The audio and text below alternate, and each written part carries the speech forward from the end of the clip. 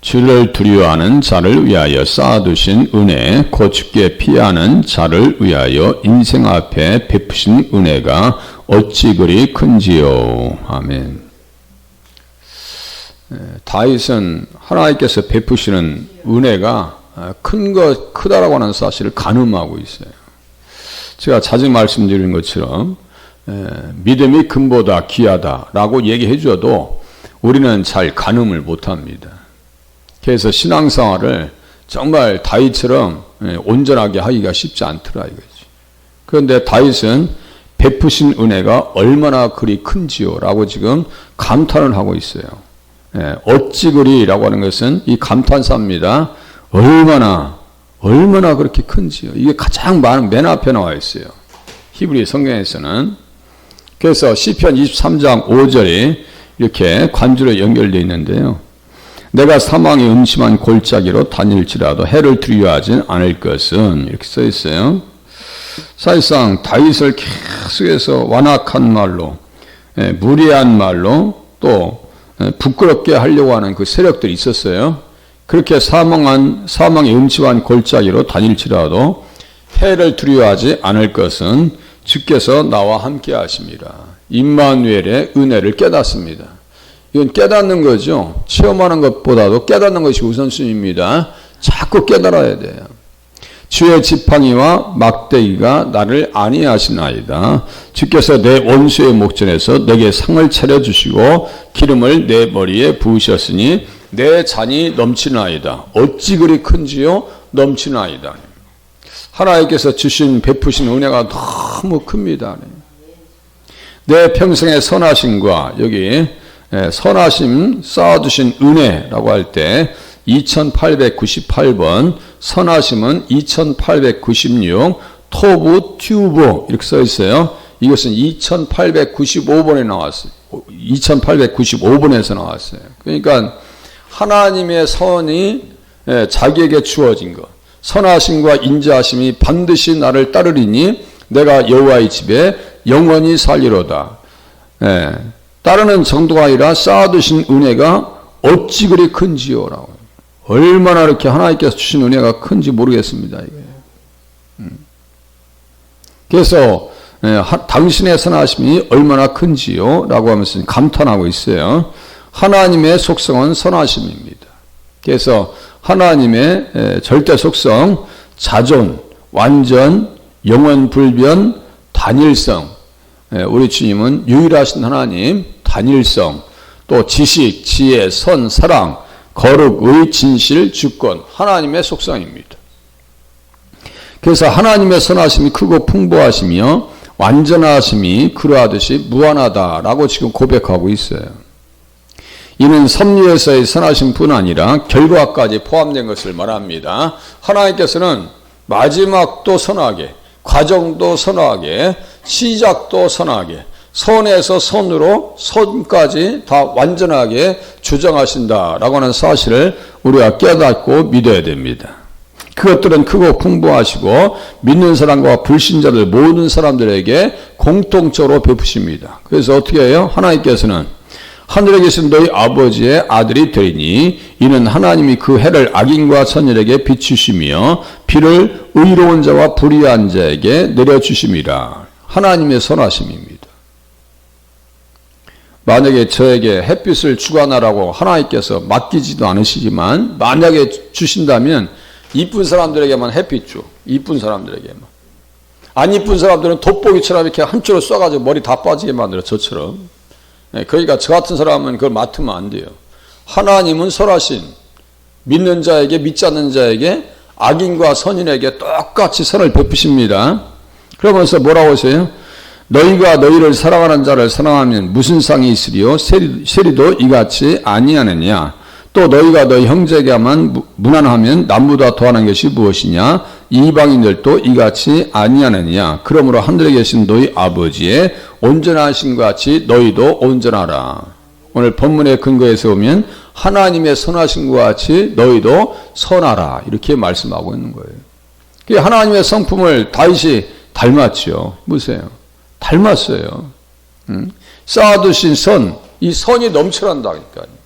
성령 충만하면 옆에 사람들도 기뻐요. 내가 기분이 나쁘고 속상하면 옆에 사람도 속상해요. 다시요. 내가 기쁨이 넘치면요, 그냥 자녀들도 좋아요. 가만히 생각해 보세요. 내가 기분이 다운되면 자녀들도 이상하게 분위기 파악하고요, 가만히 있어요. 아니, 동물들도 그래요.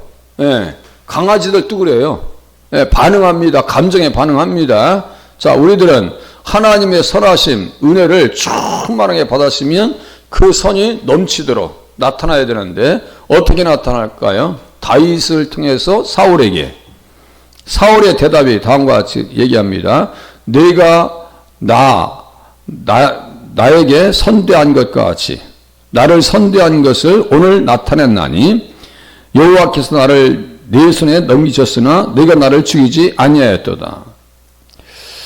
내가 나 선대한 것을 오늘 나타냈나니, 사울에게 다윗은 선을 나타냅니다. 나타내줘요. 사람이 그 원수를 만나면 그를 평안히 가게 하겠느냐? 네가 오늘 내게 행한 일로 말미암아 여호와께서 내게 선으로 갚으시기를 원하노라. 사울의 입에서 나옵니다. 그러니까 다윗은 하나님의 선하신 속성과 성품이 누구에게 나타나요? 원수인 사울에게 나타납니다. 그래서 사울의 다음과 같이 얘기해요.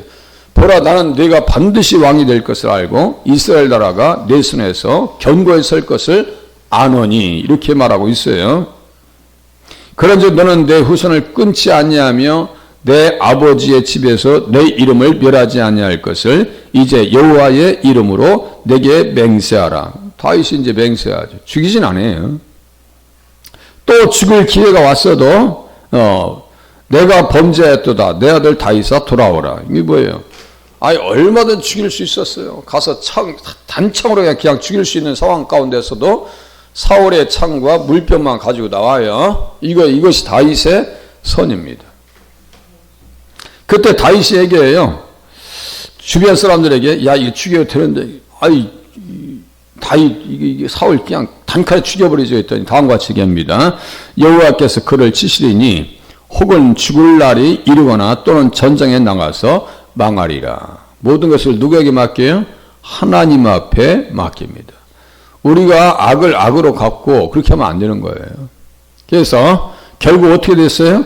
사울과 그의 세 아들과 무기를 든 자와 그의 모든 사람이 다 그날에 함께 죽었더라. 이 말씀에 대한 답이에요. 전장에 나가서 망하리라.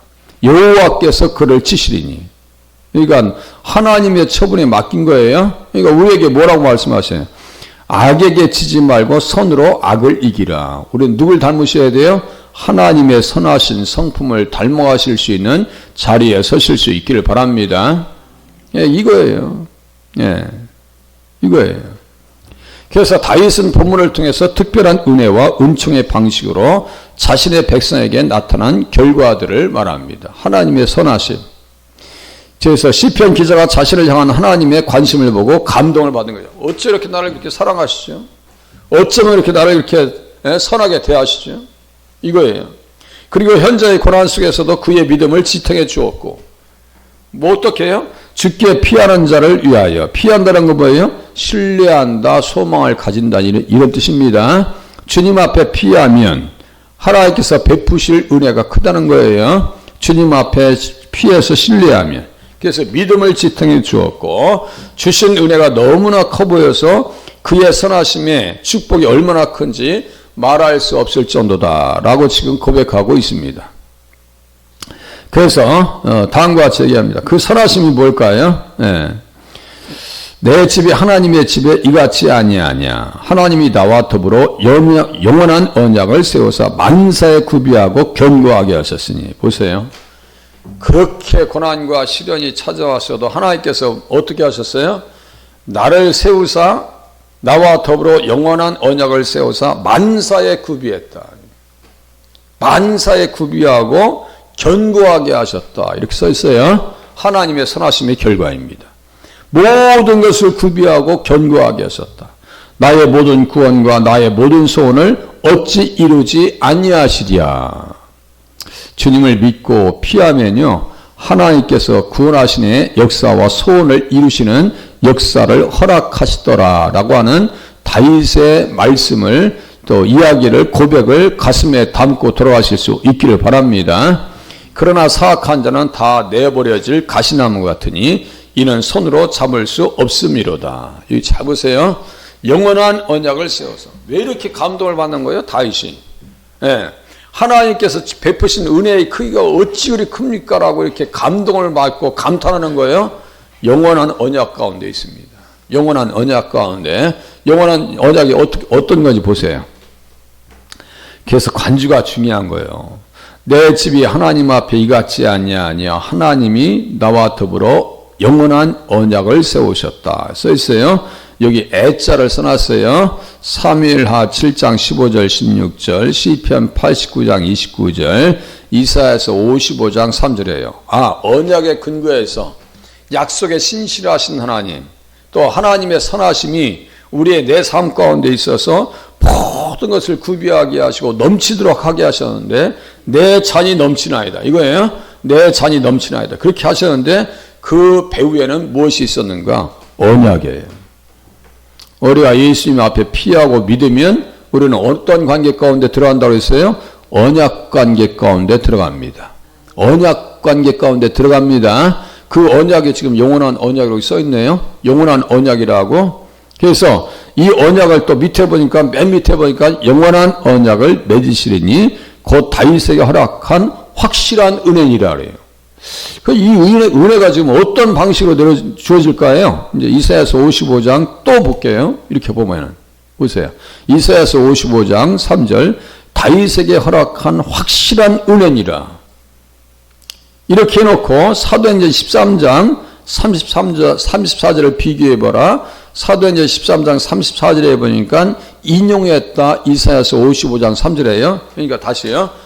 다윗이 주님을 믿으니까 언약 관계에 들어갔고, 언약은 다윗을 세워주셨고 다윗의 삶을 만사에 구비하게 하셨어요. 우리가 예수님을 믿었어요. 믿으면 언약 관계에 들어가고 하나님께서 모든 것을 아낌없이 우리에게 베푸시고 예비하신 은혜를 주신다는 사실을 또한 믿으면 맞습니다. 그렇게 돼서 보세요. 다윗의 거룩하고 미쁘는 살을 너희에게 주리라 하셨으며 해놓고 뭐라고 했어요? 하나님께서 죽은 자 가운데서 그를 일으키사. 하나님께서 죽은 자 가운데서 그를 일으키사. 이것에 대한 믿음이에요. 자, 31장 5절이 31장의 가장 중요한 말씀 중에 하나라 있죠. 내가 나의 영을 주의 손에 부탁하나이다. 누가복음 23장 46절이요. 예수님의 십자가와 부활의 은혜로 말미암아 다윗에게 베푸신 은혜가 얼마나 그리 큰지요라고 다윗이 지금 고백하고 있는 거예요. 그러니까 결국은 십자가와 부활의 은혜를 힘있는 사람은 무리한 말 대적하는 자들의 손에서 벗어날 뿐만 아니라 또 안과 밖에서의 도전에서도 극복할 수 있다라고 하는 사실을 말씀을 통해서 우리가 헤아릴 수 있고 믿고 나갈 수 있는 거예요. 그러니까 십자가 의지하고 부활의 신앙을 가지고 가면요, 어떠한 상황 속에서도 무너지지 않는다는 사실을 또한 깨닫고 신앙생활 하실 수 있기를 바랍니다. 이거 보세요. 내게 나와 들어. 그리하면 너희 영혼이 살리라. 내게로 나와 들으라. 그리하면 너희 영혼이 살리라. 다윗은 하나님의 말씀을 들은 사람이에요. 듣고 기록한 사람이요. 영혼이 살아니까 육신도 살아요. 사울은 어떻게 돼요? 영혼이 죽으니까 육신도 죽습니다. 이거예요. 영혼이 부끄러운 가운데 들어가는 사울의 삶이 불쌍한 거예요. 다윗의 삶이 불쌍한 거예요. 사울의 삶이 불쌍한 거예요. 믿는 사람이 불쌍한 거예요. 믿지 않는 사람이 불쌍한 거예요. 믿지 않는 사람이 불쌍합니다. 우리는 예수 그리스도를 믿어서 살아가고 있으니까요, 하나님 앞에 복받았다는 사실을 깨달으실 수 있기를 바랍니다. 그래서 다윗과 같이 고백하실 수 있어야 돼요. 주를 두려워하는 자를 위하여 쌓아두신 은혜, 곧 주께 피하는 자를 위하여 인생 앞에 베푸신 은혜가 어찌 그리 큰지요 라고 감동할 수 있는, 가늠할 수 있는 그러한 신앙의 사람으로 거듭나실 수 있기를 바랍니다. 지금 다룰 내용이 이렇게 많아요. 이렇게. 다 못 다룬 거예요. 그러니까요, 믿음을 가지고 가면 하나님의 은혜를 가늠해서 또 다윗과 같이 찬양할 수 있구나라고 하는 사실을 깨달으셔서 말씀을 가지고 오늘 한 날 더 승리하실 수 있기를 바랍니다. 기도합니다.